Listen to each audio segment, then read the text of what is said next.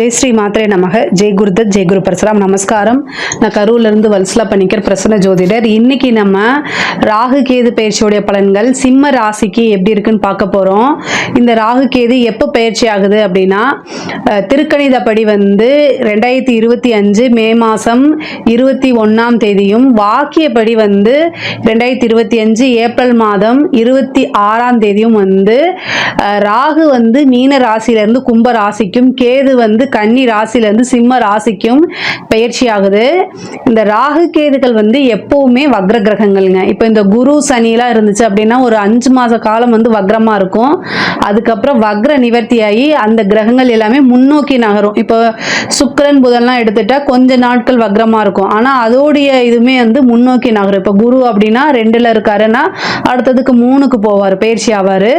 அதே மாதிரி 4ஆம் இடத்துக்கு அப்படி பயிற்சி ஆகும். அதாவது முன்னோக்கி நகர்ந்து போகும் அதோடைய பயிற்சியெல்லாம். இந்த ராகு கேது ஆல்வேஸ் வக்ர கிரகம், எப்போதுமே வக்ரமா இருக்கனால அந்த கிரகங்கள் இந்த ராகு கேது எப்பவுமே பின்னோக்கி தான் நகரும். இப்போ 10ஆம் இடத்துல இருக்காருன்னா அடுத்தது 9ஆம் இடம். இவ்வளவு நாளா உங்களுடைய ராசிக்கு ராகு அஷ்டம ஸ்தானத்துல இருந்தார். 8ஆம் இடத்துல இருந்து இப்போ 7ஆம் இடத்துக்கு ராகுவும், உங்களுடைய ராசிக்கு 2ஆம் இடத்துல இருந்த கேது இப்போ உங்க ராசிக்கே, அதாவது 1ஆம் இடத்துக்கே வந்திருக்காரு. இப்போ ராகு கேது எப்பவுமே வக்ர கிரகங்கள்னால பின்னோக்கி நகர்றாங்க. உங்களுக்கு 7ஆம் இடத்துல ராகு, அப்புறம் ஜென்மத்தில் கேது, ஜென்ம கேது சூப்பர் அப்படின்னு சொல்ல மாட்டேன். ஏற்கனவே அஷ்டமது சனி இருக்கு. அதாவது இவ்வளோ நாளாக கண்ட சனி இருந்துச்சு, அது கூட பிரச்சனை இல்லை. இப்போ சனி அஷ்டமம், சிம்ம ராசியை பொறுத்த வரைக்கும் அஷ்டமது சனியாக இருக்கு. அப்புறம் கேது, அதாவது மன உளைச்சலை கொடுக்கறதுக்கு கேதுவும் உங்கள் ராசிக்கு வந்திருக்கு. அப்போ ரொம்ப சூப்பராக இருக்கு அப்படின்னு நான் சொல்ல மாட்டேன். பட் ஆனால் பொறுமை, தெளிவு, ஒவ்வொரு விஷயங்களையும் எப்படி ஹேண்டில் பண்ணணுங்கிற தெளிவு, நிதானம், இது எல்லாமே ரொம்ப ரொம்ப தேவை. இதுக்கு என்ன பண்ணணும் அப்படின்னா மெடிடேஷன் பண்ணணும். உங்களை சுற்றி, அதாவது உங்களுக்குன்னு நம்பிக்கைக்குரியவர்கள் நல்லவர்கள் இருப்பாங்க. உங்களுடைய வளர்ச்சியை தன்னோட வளர்ச்சியாக நினச்சி மகிழ்ச்சி அடையக்கூடிய நபர்களை தேடி கண்டுபிடிச்சு அவங்க கிட்ட ஒப்பீனியன் கேளுங்க. சரிங்களா? அது உங்கள் பெற்றோர்களாக இருக்கலாம் அல்லது நண்பர்களாக இருக்கலாம், யாராக வேணால் இருக்கட்டும்.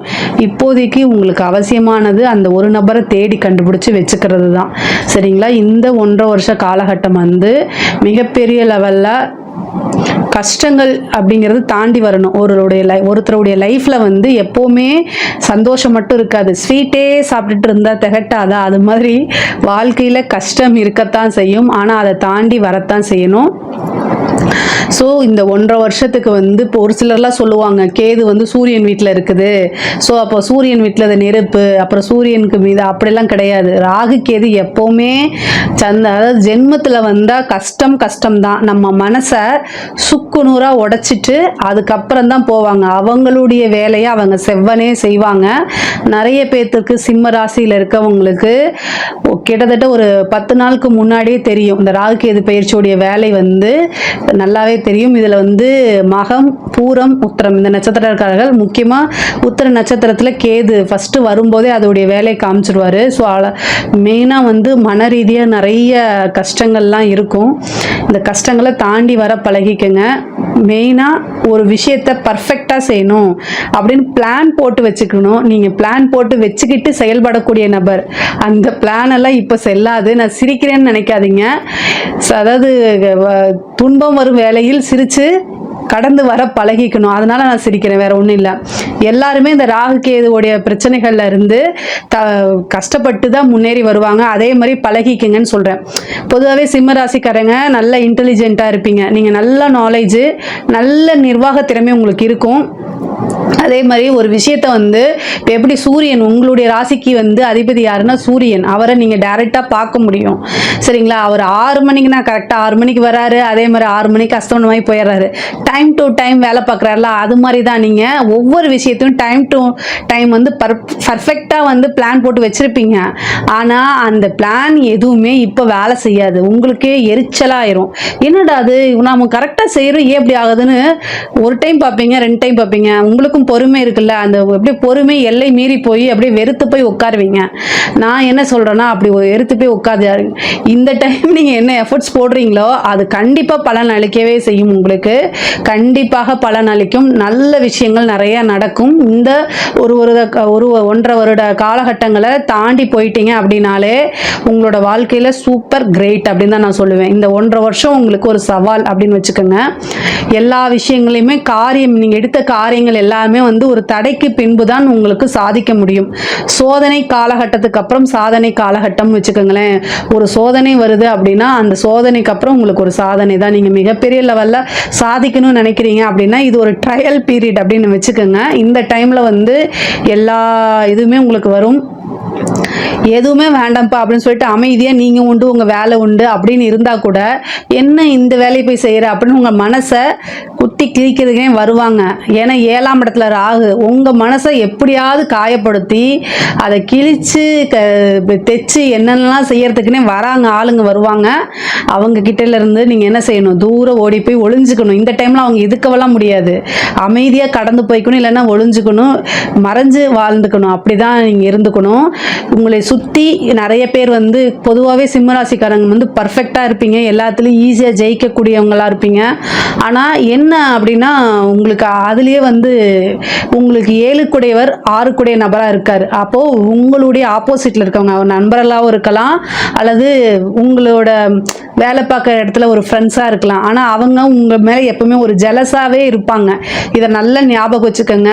உங்களுடைய எதிரிகள் யார் அப்படின்னா உங்கள் கூட இது பண்ணுறவங்க தான். ஸோ நீங்கள் சாமிக்கிட்ட ஃபஸ்ட்டு என்ன வேண்டிக்கங்க அப்படின்னா, என்னுடைய நண்பர்களை பார்த்துக்கோ, நான் எதிரிகளை, ஏன்னா உங்களுக்கு கண்ணுக்கு தெரிஞ்ச எதிரியை நீங்கள் ஹேண்டில் பண்ணிட முடியும். கண்ணுக்கு தெரியாத எதிரியை எப்படி ஹேண்டில் பண்ணுவீங்க?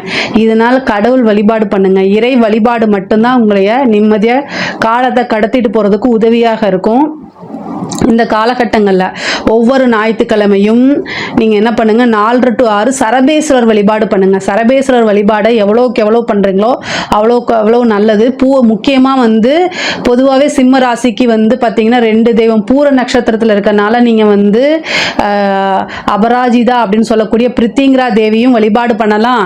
அதே மாதிரி சரபேஸ்வரர் வழிபாடும் பண்ணலாம். பூர நட்சத்திரத்திலே அவங்க இருக்கனால அந்த தேவி வழிபாடு சொன்னேன். ஆனால் பொதுவாக சிம்ம ராசிக்கு சரபேஸ்வரர் வழிபாடு ரொம்ப ரொம்ப சூப்பர். நீங்கள் எந்த அளவுக்கு வழிபாடு பண்ணுறீங்களோ அந்த அளவுக்கு கண்டங்கள்ல இருந்தும் மன கஷ்டங்கள்ல இருந்தும் கடந்து வரத்துக்கு இந்த தெய்வம் வந்து உறுதுணையாக இருக்கும். தெய்வ வழிபாடு தான். திக்கற்றவர்களுக்கு தெய்வமே துணை. ஸோ திக்கற்றவர்களுக்கு தெய்வமே துணை. அதனால இந்த விஷயங்கள் எல்லாம் கடந்து வரணும் அப்படின்னா தெய்வ அனுகூலம் உங்களுக்கு தேவை. தெய்வ வழிபாடு பண்ணுங்க. முக்கியமாக வந்து மெடிடேஷன் பண்ணுங்க. எவ்வளோ மன கஷ்டங்கள் இருந்தாலும் நீங்கள் சொல்ல வேண்டியது இதுவும் கடந்து போகும் அப்படிங்கக்கூடிய ஒரு வார்த்தையை சொல்லிக்கங்க. ஏன்னா உங்களுக்கு நல்ல டைம் வரப்போது, நிறைய சாதிக்கக்கூடிய அமைப்புகள் எல்லாமே இருக்குது. அதனால இந்த கேது வந்து உங்கள் ஜென்மத்தில் இருக்கும்போது சந்திரன் மேலே கேது அப்படிங்கும்போது மன ரீதியாக பிரச்சனைகள் இருக்குது. அதே மாதிரி தாயாருக்கு வந்து பிரச்சனைகள் இருக்குது. தாயார் வழி சொத்துக்கள் வரும். தாயார் வழி இருக்கக்கூடிய ப்ராப்பர்ட்டிஸ் எல்லாம் இவ்வளோ நாளாக பிரச்சனைகள்லாம் இருந்தால் அது எல்லாமே சால்வ் ஆகும். அதே மாதிரி தாயாருடைய தேக ஆரோக்கியத்தில் ரொம்ப கவனமாக இருக்கணும். தாயாருக்கு உடல் ரீதியாவோ அல்லது ஆயுள் ரீதியாவோ பிரச்சனைகள் இருக்குது. அதனால இந்த தெய்வ வழிபாட்டை பண்ணிக்கங்க. 7ஆம் வீட்டில் இருக்கக்கூடிய ராகு வந்து என்ன பிரச்சனையை கொடுப்பாரு அப்படின்னா, உங்களுக்கு லைஃப் பார்ட்னராக இருந்தாலும் சரி அல்லது பிஸ்னஸ் பார்ட்னர் இருந்தாலும் சரி, அவங்க கிட்ட இருக்கக்கூடிய நன்மைகளை எடுத்துட்டு தீமையை மட்டும் உங்களுக்கு தெரிகிற மாதிரி வைப்பாரு. அவங்களுடைய வாக்குவாதம், சண்டை சச்சரவுகள், பிரிவினை அப்படிங்கிறது உறுதியாக இருக்கு. அதனால கவனமாக இருக்கணும். உங்களுக்கு என்ன மன கஷ்டமோ, அதாவது நீங்க எவ்வளோ மைண்ட் நான் ஸ்ட்ராங்காக இருப்பேனாலுமே கிரகங்களுக்கு வீக் பாயிண்ட் ரொம்ப நல்லா தெரியும். உங்களை விட உங்களுக்கு எது வீக் பாயிண்ட், எது வீக்னஸ் அப்படின்னு உங்களுக்கு தெரியுதோ இல்லையோ, இந்த ராகு கேதுக்கள் ரொம்ப நல்லா தெரிஞ்சு வச்சிருப்பாங்க. ஸோ உங்களுக்கு எங்கே வலிக்குமோ அங்கே மட்டும்தான் அந்த கிரகங்கள் அடிக்கும். ஸோ உங்களுக்கு எது மனசு கஷ்டப்படுத்துமோ அந்த விஷயங்களை மட்டும்தான் செய்ய போகுது. அதுக்கு நீங்கள் ப்ரிப்பேராக இருக்கணும். அது வந்து ஒரு சிலருக்கு வந்து பார்த்திங்கன்னா லைஃப் பார்ட்னர் பிரியறதுக்கு உண்டான வாய்ப்புகள் இருக்குது. அதாவது கணவன் மனைவியிடையே இந்த காலகட்டத்தில் அனுசரணைங்கிறது ரொம்ப ரொம்ப முக்கியமானது. ஹஸ்பண்ட் ஒய்ஃப் வந்து ஏன்னா 6ஆம் அதிபதியே 7ஆம் அதிபதியாக இருக்கார் உங்களுக்கு சனி. அவர் அஷ்டமத்துக்கு போயிருக்காரு. போதாதுக்கு கலத்திர ஸ்தானத்தில் 7ஆம் இடத்துக்கு ராகு வந்திருக்காரு. இந்த ராகு வந்து 7ஆம் இடத்துக்கு வரும்போது வேறு நபர்களுடைய தலையீடுகள் இருந்தால் அதை தயவு செய்து அவாய்ட் பண்ணிடுங்க. உங்களுக்கு ஒரு மாரல் சப்போர்ட்டு இல்லை எமோஷனல் சப்போர்ட்டு இந்த மாதிரி விஷயங்களை ஒதுக்கி வச்சிருங்க. உங்களுடைய அதாவது பெண்ணாக இருந்தால் ஆணாக இருந்தால் மனைவி கூடயும் பெண்ணாக இருந்தால் கணவன் கூடயும் அனுசரித்து போகணும். அவங்க சொல்லக்கூடிய விஷயங்கள் இப்போ உங்களுக்கு கசப்பாக இருக்கலாம், ஆனால் பின்னால் அதை யோசித்து பார்க்கும்போது இதுதான் கரெக்ட் அப்படின்னு உங்களுக்கு படும். அதனால இந்த காலகட்டங்கள் மற்றவங்க யாராவது அட்வைஸ் பண்ணுறதெல்லாம் ரொம்ப கஷ்டமாக இருக்கும். பட் ஆனால் வந்து ஒவ்வொரு விஷயத்தையும் நிறுத்தி நிதானமாக யோசிக்கணும். உறவுங்கிறது வந்து கட்டி காப்பாற்றக்கூடியது. அதுதான் நமக்கு கடைசி வரைக்கும் துணை இருக்கணும். காசு பணத்தினால ஒரு உண்மையான அன்பை வாங்க முடியாது. அதாவது ஆர்டிஃபிஷியலாக எல்லாமே வாங்கிக்கலாம். அதனால லைஃப் பார்ட்னருங்கிறது ரொம்ப முக்கியம். பிஸ்னஸ் பார்ட்னர்னா இவர் இல்லைன்னா இன்னொருத்தங்க, ஆனால் லைஃப் பார்ட்னருங்கிறது ரொம்ப முக்கியங்கிறதுனால உறவுகளுக்கு முக்கியத்துவம் கொடுங்க, அனுசரணை பண்ணிக்கோங்க. சிம்ம ராசியை பொறுத்த வரைக்கும் நான் நிறைய வீடியோவில் சொல்லியிருக்கேன், அனுசரணைங்கிறது உங்களுக்கு ரொம்ப குறைவாக இருக்கும். அதுவும் மக நட்சத்திரத்தில் பிறந்துட்டா ஒரு பழமொழி இருக்குது, மகம் ஜெகமாலுன்னு. என்னமோ பெரிய லெவலில் அவங்களுக்கு இந்த உலகத்தையே நான் தான் கட்டி காப்பாற்றுறேன் கூடிய எண்ணம் இருக்கும். அந்த எண்ணத்தெல்லாம் தூக்கி போட்டுருங்க. அட்ஜஸ்ட்மெண்ட் இல்லை, உங்கள் வாழ்க்கையை தொலைச்சிருவீங்க.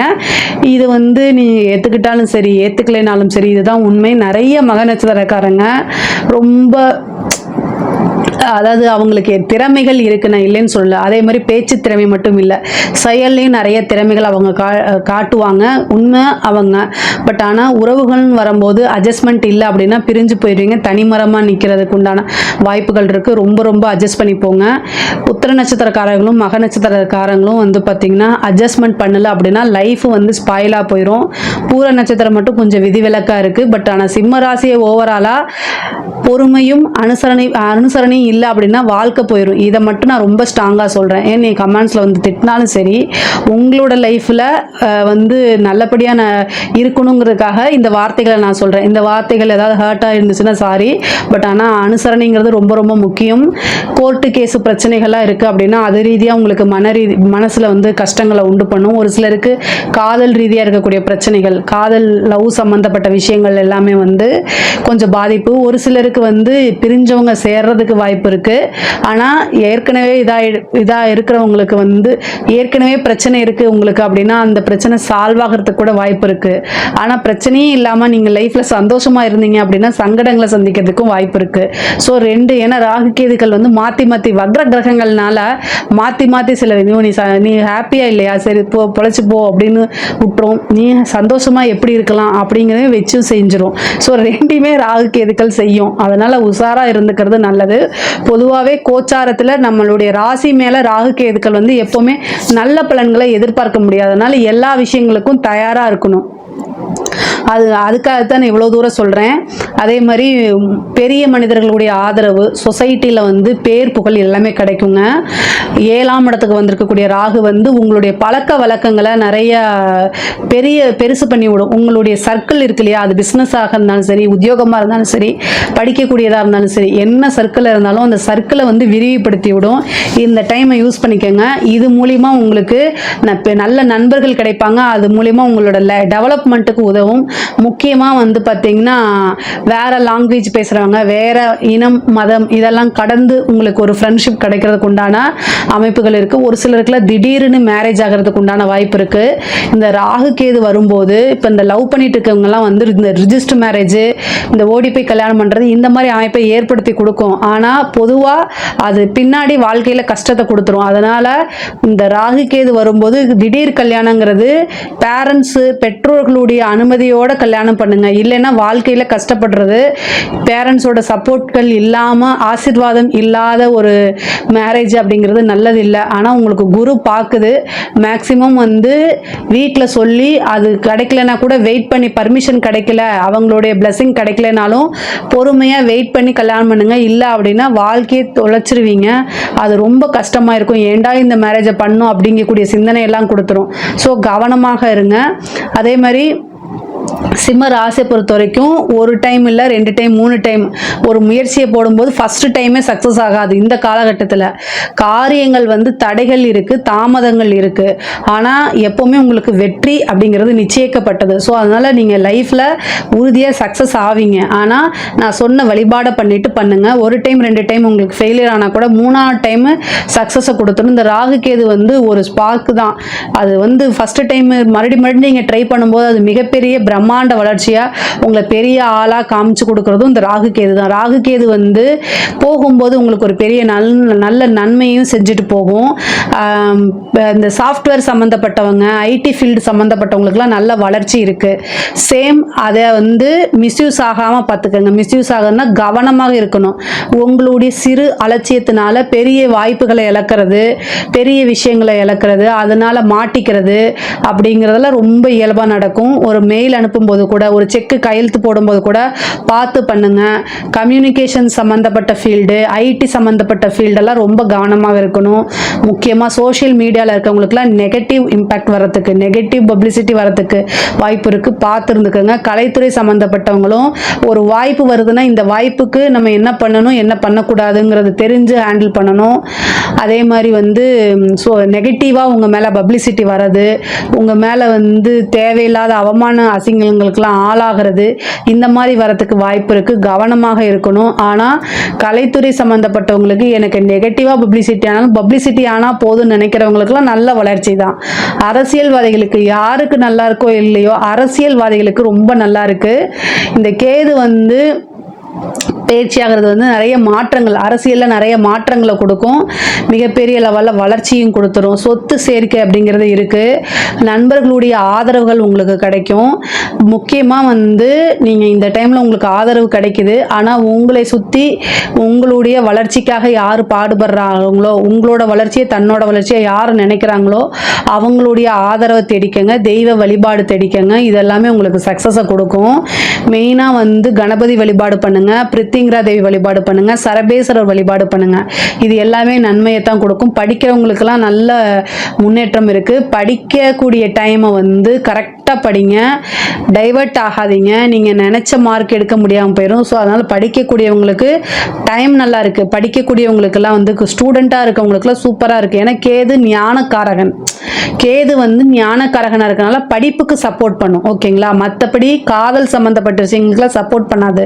படிக்கக்கூடிய குழந்தைங்கள் படிப்பில் நல்லா பண்ணுங்க. அது இந்த நீட் எக்ஸாம்ஸ்லாம் எழுதுறீங்க, ஐபிஎஸ் ஐஏஎஸ் இந்த யூபிஎஸ்சி எக்ஸாம்ஸ்லாம் எழுதுறீங்களா, சூப்பராக இருக்கும். ஏன்னா ஞானக்காரகனே உங்களுடைய ராசியில் வரனால நீங்கள் மிகப்பெரிய லெவலில் சக்ஸஸ் ஆக முடியும். அதனால உங்களுடைய ஃபோக்கஸை வந்து இன்னும் நல்லா வந்து ஸ்ட்ரைட் ரூட்டாக போட்டிங்கன்னா ஈஸியாக உங்களுக்கு சக்ஸஸ் கிடச்சிரும். பொதுவாகவே மன ரீதியாக இருக்கக்கூடிய விஷயங்களை மட்டும் ரொம்ப ஸ்ட்ராங்காக இருந்துக்கங்க. கணவன் மனைவியிடையே இருக்கக்கூடிய பிரச்சனைகள் வந்து இப்போதைக்கு நீங்கள் எந்த முடிவு எடுக்காமல் அமைதியாக அனுசரணையாக போய் ஸ்ட்ராங்காக இருந்தீங்கனாலே பல பிரச்சனைகள்லேருந்து உங்களால் வெளியில் வர முடியும். ராசியை பொறுத்த வரைக்கும் இந்த ராகு கேது பயிற்சி வழிபாடு பண்ணாலே நிறைய விஷயங்கள் உங்களுக்கு நன்மையாக மாறும். இதில் ஏதாவது உங்களுக்கு சந்தேகங்கள் இருக்குது அப்படின்னா கமெண்ட்ஸில் கேளுங்க. கண்டிப்பாக நம்ம ஆன்சர் பண்ணுறோம். என்னுடைய சேனலை லைக் பண்ணுங்கள், ஷேர் பண்ணுங்கள், சப்ஸ்கிரைப் பண்ணுங்கள். நன்றி, வணக்கம்.